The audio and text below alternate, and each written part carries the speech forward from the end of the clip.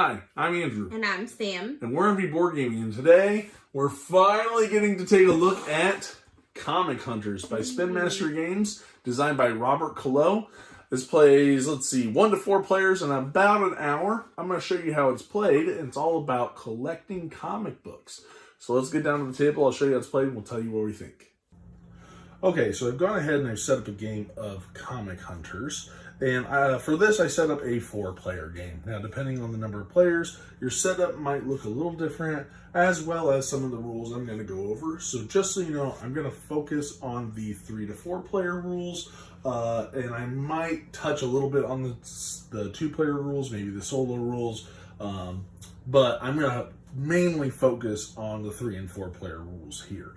So anyway, this is set up for 4 players. What you're going to have is you are going to have the board here, which is going to show the hero tracker. Now, if you're playing with less than 4 players, you will have 2 heroes that will not be a part of the game. You'll randomly select 2 and then remove the cards that only show that one hero's icon. However, you will always play with Doctor Strange. He is never out. I will point out that I am using card sleeves and these little coin capsules as well for the tokens. Those don't come in the game. I just got them myself because these tokens are very small and I would probably easily lose them if I didn't put them in a coin capsule. And also you're going to shuffle these cards a lot. So I would highly recommend getting card sleeves. Anyway, so on the board, you're going to have this hero tracker here. As I said, you're also going to have this schedule. So the game is going to be played over essentially 3 complete rounds. Each round, you're going to have 3 different types of drafts that you're going to be doing, followed by an assembly phase. Because in this game, what you're going to be doing is drafting in order to get different comic books. And then you're going to be using those cards to create a collection in front of you to score points. And players are going to score points based on the size of each collection for the different heroes, also how many different collections they have, as well as different highlight symbols that they're going to be collecting across all of their collections. And you're going to do this 3 times. So each time you'll do 3 different kinds of drafts, followed by an assembly, then another 3 types of drafts, and they will change from round to round, followed by then a 3rd set. And after that, you'll do your final scoring, and whoever has the most points is going to win. Now, each different type of draft, you have the store, the flea market, the auction site, and the convention. They each have their own deck of cards based on the value of those comic books. So, for example, the store is going to be these level 1 cards, as when you go to the store, they're going to be like the newer comic books. They're not going to be extremely valuable. You know, people aren't going to be collecting those brand new ones. Whereas if you go to a flea market, you're much more likely to find some of those older comic books that might be a little bit more collectible and a little bit more valuable. And then on those auction sites are where you're going to find the most valuable comic books. And so those are going to have a higher value. And then your convention deck, which is going to be composed of cards from all 3 decks. This will vary on the number of player counts as to how many from each deck you'll pull. But this is going to have a little bit of everything, since at conventions you'll find comic books of all different kinds of values. So you're going to have each of these decks based on the different drafts that you're going to do. So what I'm going to do is I'm just going to walk you through each of those 4 drafts and kind of show you how they're going to work, and then go over how endgame scoring and how you're going to build a deck collection. So let's jump right into that. Because of that, I'm going to move this off to the side so that I have enough space for some of these drafts. It's going to take up quite a bit of space. So first, let's start with the store action draft. This is by far the most simple card draft for this game.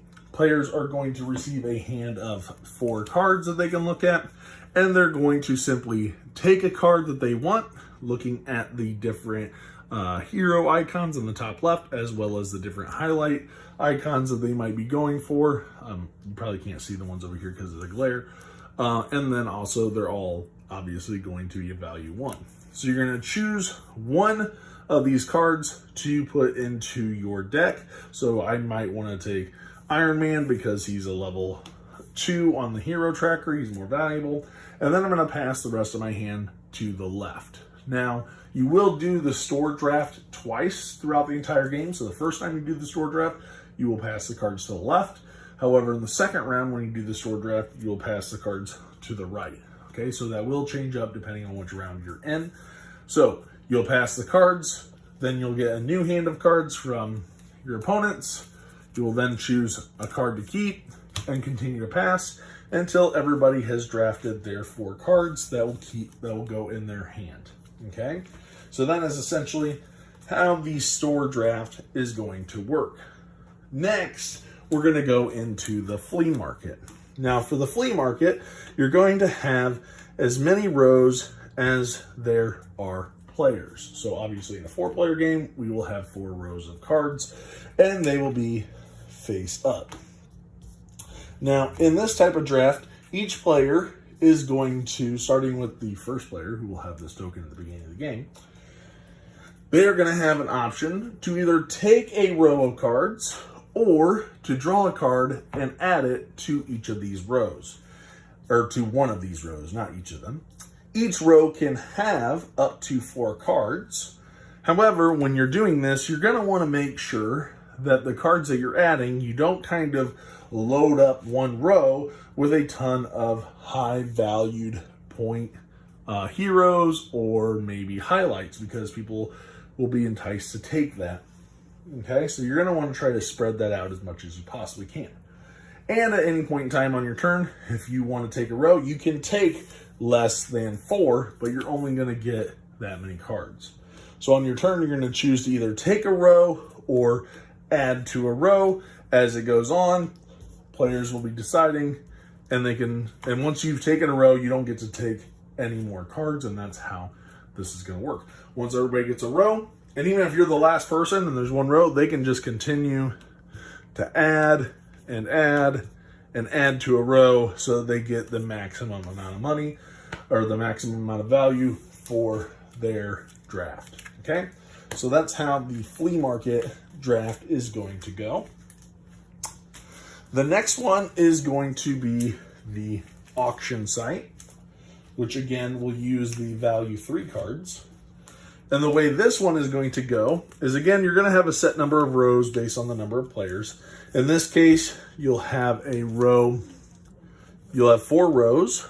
You'll have 5 at the top, followed by 4, and then another 4, and then a row of 3. And then you'll flip all of these over. And what you're going to be doing is, this is going to be an auction type of draft. So over here on the board, there is a stash that every player starts with 15. And at the end of the last draft, whoever the first player was, they're going to choose somebody else to be the first player for this draft. And then what you're going to do, starting with the first player, they're going to choose one of these lots that they would like to auction off, and they will start the initial bid. And on your turn, you can either increase the bid that was previously stated, or you can pass. Okay. The important part with this one is realize that everyone only has 15 in their secret stash. And this, you're going to have to manage because you're going to do this twice throughout the game. So if you spend all 15 in the first auction, you're not going to have any points to spend for the second time you come to a convention. So if I was the first player, I might be like, okay, I want to auction off this one. I'm going to start the bidding at 3. And they're going to bid till everybody passes, and the winner will pay their stash and take the points. And you'll keep going until there's only one left, at which point you have to pay at least 1 for each card in that stash. So if you're the last one and there's only these 3, you will just pay 3 in order to take those cards. So that's how that draft is going to work. Then, finally, the last draft you're going to have is the convention.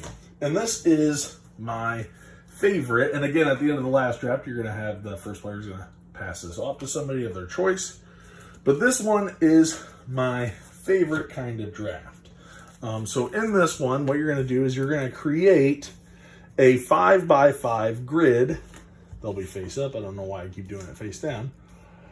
But you'll create a 5x5 grid. However, there will be a space in the middle. And what you're going to be doing in this draft is you are going to be manipulating the cards to try and get the hero cards that you want. And remember, in this one, all of the cards, hopefully you can see all 5 rows, they have different values since this is the convention. So starting with the first player, what they're going to do is they're going to be able to choose a card and slide it around into a different slot. Now, going first for this is not going to be easy. Let me see if I can adjust a little bit. Going first for this draft is going to be a little rough and possibly a little lucky. But what you're going to do is you can slide a card into a slot. So here I don't have much option. I can go here, or I can move one of these, but I don't have to slide any of them if I don't want to. What you're going to do is you're trying to look for a row or column, and you're going to name a hero. So I might look around and be like, okay, well, there's 3 Doctor Stranges here. I also have a bunch of Captain Americas here. So maybe I'll just go Captain America. I'm going to take this row, this column, Captain America, and I will take every single card that has Captain America on it. Okay? And each player is going to be able to do this twice for this draft. So this is going to open up more options. The next person will be able to go, and they might really want, let's see, what's out there? What's out there? Not a whole lot that I'm really seeing right now. Maybe they'll come here and they'll go, I want Doctor Strange. So I'm going to come here and take these Doctor Strange cards. The only thing is you can't like take a card over here and be like, all right, it's going all the way around. You have to stay within the grid. Okay. And you're going to keep going around until everybody has gone twice, taking those cards. Okay. So that's how it works for the convention draft. All right. So, and more cards will get added to this deck as you're going along. I'll talk a little bit about that here in a second when we talk about assembling your collection. So after you do 3 drafts, you're going to have a hand of cards. Okay. And what you're going to do is you're going to have to use these cards multiple ways. Because you're not going to be able to keep all of them, you have to pay for the cards that you want. And the cost for the cards are equal to the value. So this one Hulk only cost me 1, whereas this Hulk cost me 3. So I have to decide which ones do I want to keep and which ones do I want to use to spend. So I might spend this 3 to keep this 1 and 2 Hulk. I get more symbols, so I can get a larger collection without having to pay as much for it, okay? Now, in order to start a collection, you have to have at least 2 symbols. And if you have a card where you have multiple heroes on it, for example, let's go with this one here, where I have Iron Man, Hulk, and Thor. This can only be assigned to 1 collection. So if I had this and I wanted to pay a 3 to keep it, and I assigned it to this Hulk, it only pertains to this Hulk collection. Okay, so once it's assigned, it stays there. There are ways for you to reassign cards later on if you need to move some things around, but it's only going to count for 1 hero. Okay, and so you're going to decide which ones you want to keep, which ones you're going to use as currency to spend, and you can only play a collection. It has to have 2 icons. So you can't start with 1. You have to have, it starts with 2. But remember, it's not going to officially start scoring you points until you get 3 cards in that collection. Okay? Now, as you are doing this, you are also going to be moving up on that highlight track here. So in this case, I have, let's say I bought these 3 cards. I paid with these 2 here. So I have a collection of 3 Thor. But as you can see, I have some of these icons. So I have this number 1 icon, which is on a value 1. So if I'm the green player, I'm going to move up 1 space because it only moves 1 since it's on a value 1. Same thing for the verses. However, on this 2 card, I have verses, so I'll jump up 2 spaces on that highlight track. And here for this 3, my 1 will jump up 3 spaces. So that's how you're going to determine the value and how far you are up on this track. If you ever get past 20, you flip it over, and there's a 20 on it, and you start back over. Okay? So that's how you're going to arrange your cards. Now, if you have, like, let's say you spend some, but you have some left over, you can carry over up to 2 cards for the next round. So you just keep those in your hand off to the side, and then as you get the other cards, you'll be able to add them to your hand. Okay? So you can roll over a couple cards from round to round. And pretty much that's how you're going to play. You're going to go through each of those different auctions. Each one you're going to do twice. And then you're going to score based on the sizes of your collection, the variance of your collection. Any stack, secret stash that you have left over will be victory points. And also where you fall as in first, second, third, or fourth for these different highlights here. Okay? And whoever has the most points is going to win the game. And that's how you play Comic Hunters. All right, and we are back. So you have been waiting for this game for so long. A lot of people have bought been playing it from Brazil right. years ago. A lot of people have been waiting a long time for this game. And yes, I was almost at that point to back when it was like $80. Then it went to like $200 or whatever, some ridiculous. So if you're not familiar with this game originally came out in Brazil, and which it was, I think, at a convention down there, right? The Dice Tower had seen it and got it and did a review. But it was only licensed in Brazil because of the Marvel theme, right? So it had the Marvel comics and everything in it, but it wasn't here in the U.S. because it needed the Marvel licensing. Anyway, through years and years of waiting and work that was done, Spin Master and Arcane Wonders were able to work together to bring this to the States, and it is a Dice Tower essential. I don't think it says it on here. I'm pretty sure it's a Dice Tower essential. I could be wrong, so don't quote me on that. But anyway, essentially, this was something that people were spending a ton of money for, and it just finally came. It was available around Gen Con. I pre-ordered mine on Amazon, so I'm going to talk a little bit about that as we get into production, because there's some things I want to highlight that I found out about this game recently. And so, yeah, so just kind of give you a little bit of background as to why this game has taken so long to get to the States and become available, and now it has. And, yeah, so, and full disclosure, I played this game a year ago, so I knew about this game, had always wanted to play it, got to play it at Grand Con in Grand Rapids, Michigan last year with Evan Diesel, if you're familiar with that channel. He had a copy that he had gotten from Brazil, and we were able to play it and had a great time there, and it has been on my list ever since, and even before that. Yeah, because I've been searching. It's been on like Christmas lists, birthday lists, and I'm like, oh my gosh, I'm not spending like $200 on this game. I just didn't ever want to forget about it, and I'm really glad that now it's here. So, with that being said, let's kind of jump into our review. First and foremost, I want to talk about production, because this game is going to get a lot of hits when it comes to production. Now, in all honesty, even the Brazilian copy wasn't the best production, right? The art is awesome. I'm not a comic book guy.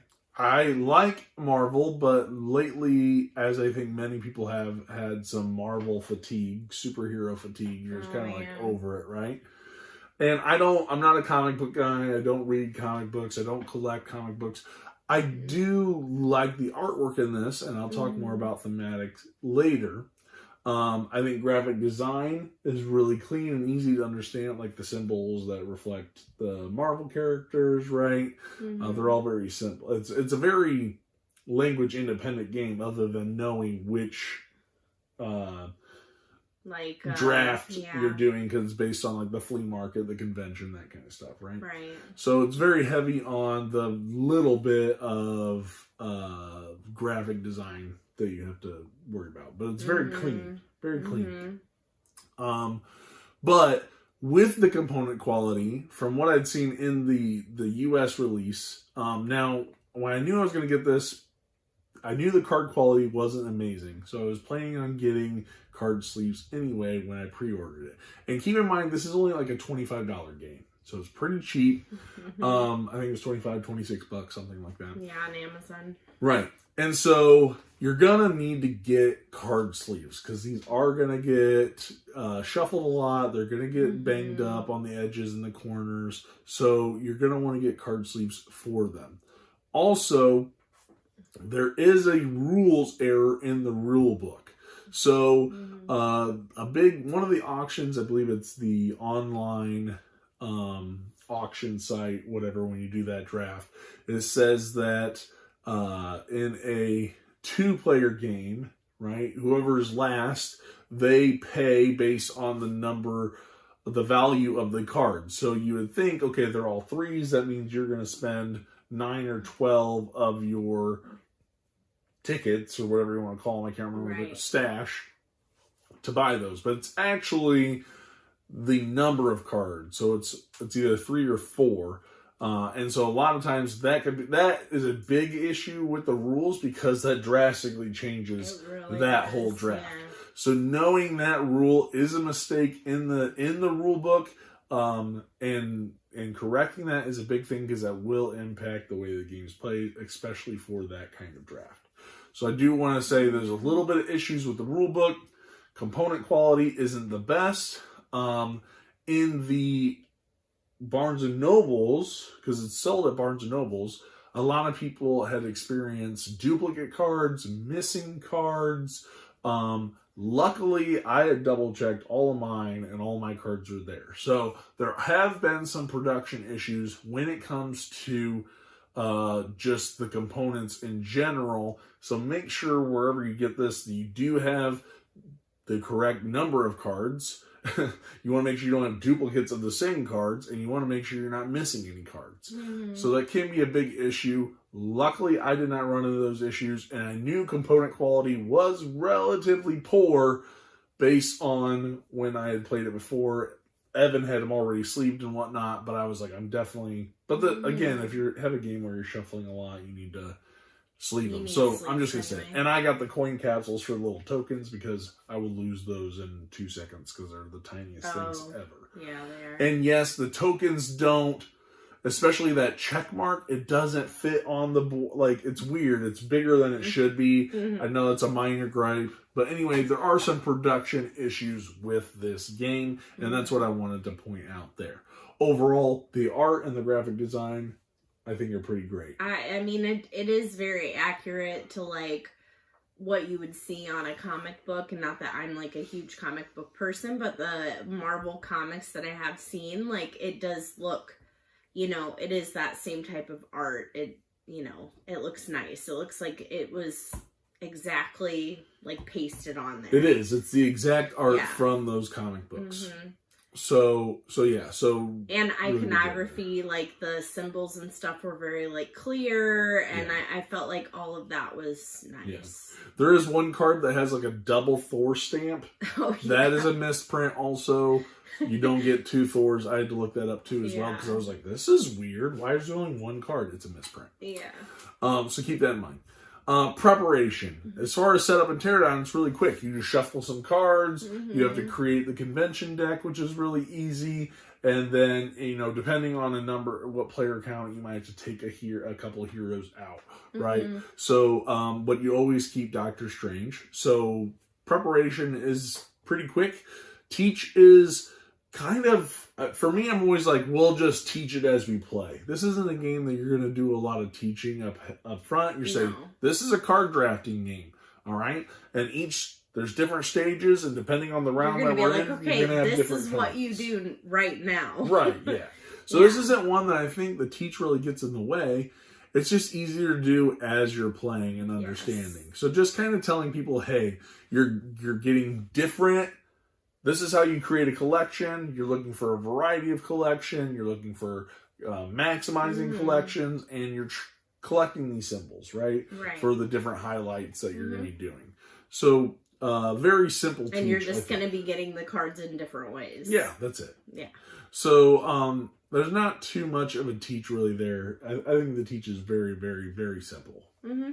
Yeah. Would you agree? Like, yeah, learning? I would agree. Like it, I mean, honestly, my thing was like, you know, you'd be like, oh, we're going into the different stages, the convention, you know, like you're walking me through it to be like, okay, we do this now. And so like, but the whole concept of what you're doing, like matching symbols and making, it's a different way of getting them. Yeah, it's a different way of getting them. And so, yeah, but it is straightforward and pretty easy. Yeah. So thinking about that gameplay, what did you think about the gameplay? I've been rambling on a lot with this game. I like the gameplay. I like games too that have like this is where we start, this is where we end type of thing. So I know how long I have to achieve whatever I'm going for. Oh, okay. A clear understanding of when the game's going to come to an end instead of like player base. Yeah, like okay, and I mean, and specifically for this game, it's like, okay, we're here, and now we're doing this one, and now we're doing this one, and so it's like, you know, I like that because then I can plan. But yeah, so I thought, I mean, overall, I think like I like the way that it played. I felt that, I think the only like, what was it? There was only like one part that I didn't really like. And I can't remember. Is it one of the drafts? It's one of the drafts. It's the one.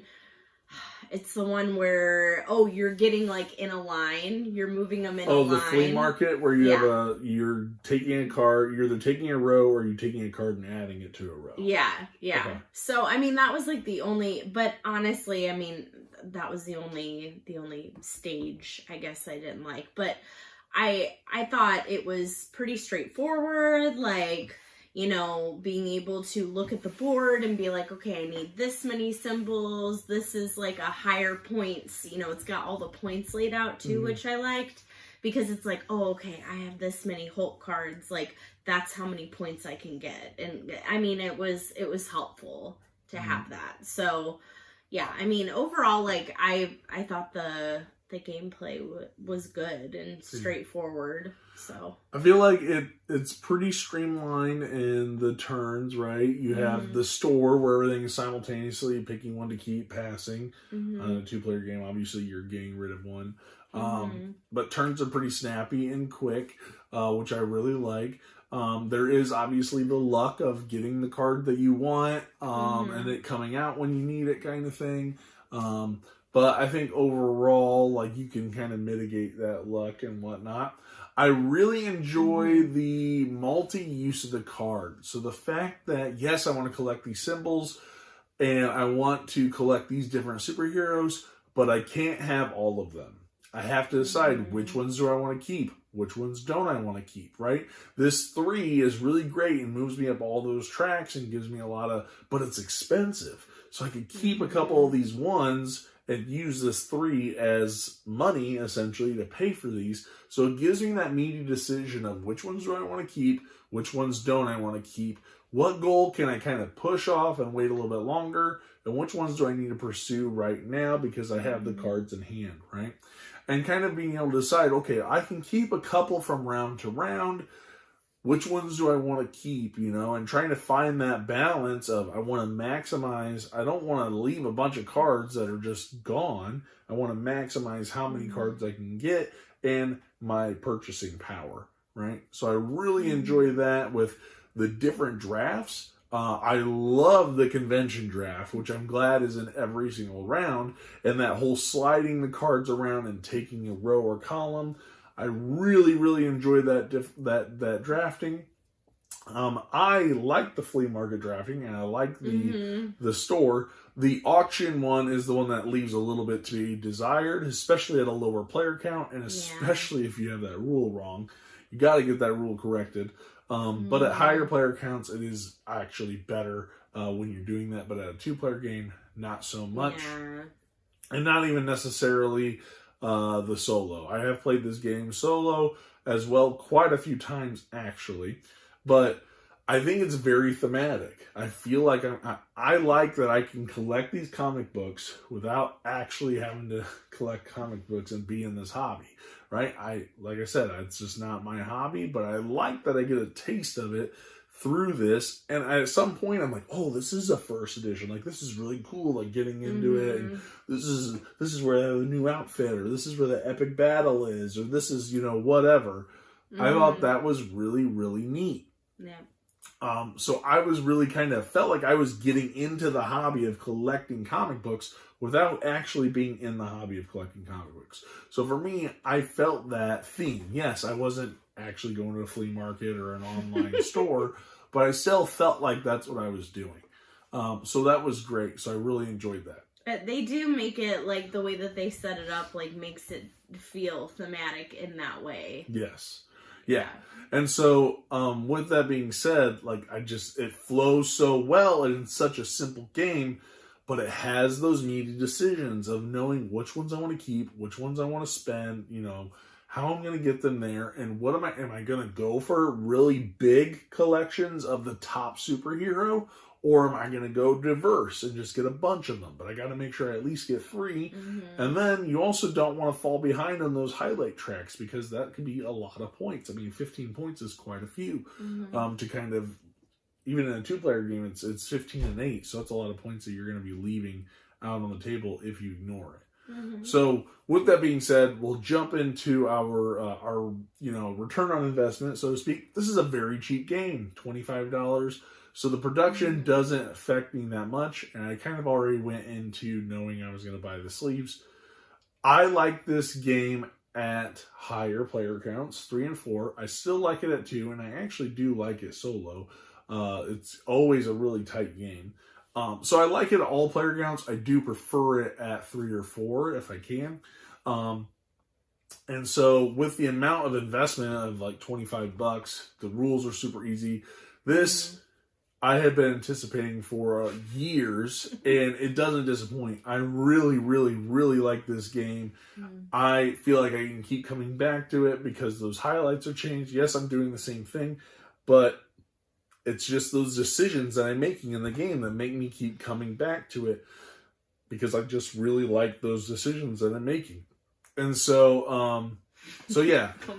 Yeah, sorry, I keep tipping it over. So this really does exceed my expectations. It's really great. And I think, I'm going to keep coming back to it. Lately, I've been really craving these card games. They're small boxes, but give meaty decisions, and I love it. And this falls right there in that same category, and it's something I've minimal setup. Lately, I've just been, this is the kind of great game that I've been craving, and this is what I want. Yeah. I'd say it met my expectations about what I thought it was. I, for some reason, didn't think it was a card game. Oh, really? Like, I don't know. You told me it was about, like... I feel like you're always in the dark when it comes to games. I am. I mean, then it leaves it to be a surprise. Because then I don't know. Unless it's, like, on my anticipated list. Right. I don't look super into it unless it's like, hey, Sam, you're going to love this game. It's about dogs. Or it's about whatever. Like, I just try to make sure you don't see those games. Yeah. So, I mean, yeah, I didn't really know much about it. I'm like, oh, it's a Marvel game, whatever. Kind of just, didn't think about it. But, yeah. So, I mean, I enjoyed it. Like, I felt it met my expectations. Okay, what score would you give it? I would probably give it like a 7.5, so probably not as high as yours. I know you like absolutely love it. I mean, I would play it. I would play it. For me, it's the Marvel. I like Marvel movies. I like the Marvel characters. I think it's cool to see the different comic books and, you know, the whole collection of cards and stuff. So, yeah, but I'll give it like 7.5. Yeah, I really like it, like you said. Even for somebody that is experiencing that superhero fatigue, this I didn't feel like, oh, another Marvel game kind of thing. Yeah. It's not like you're the drafting is what makes me keep coming back to it. But I love the artwork and that uses those original comic book covers. Yes, I'm very high on this game. I love this game. This is an 8.5 for me. Something that I'll always come back to. This is a game I can't wait to introduce people to, just because it is a quick game. It's simple, but I think a lot of people could really get into it. So yeah, Comic Hunters is an 8.5. Highly recommend. Even with those production issues, I know that's going to be a problem for a number of people. I got lucky and didn't have to deal with a lot of those, which is great. But I do understand those that might have to deal with that issue, and that could definitely hurt the score and your enjoyment of the game if you have to, you know, hunt down those extra cards or get replacements. I'm assuming Spin Master and them will be able to correct that and make sure that everybody gets their game and whatnot. But from my experience and my everything I've done with the game, I love it. 8.5. So that's gonna be our thoughts here on Comic Hunters. Go check it out, especially if you like card games, drafting games. I think this is something, even if you're not into Marvel, I think you could really enjoy just the mechanics behind the game. I would highly recommend it. So yeah, please like, comment, subscribe, and we will see you guys on the next one. Thanks for watching. Yeah.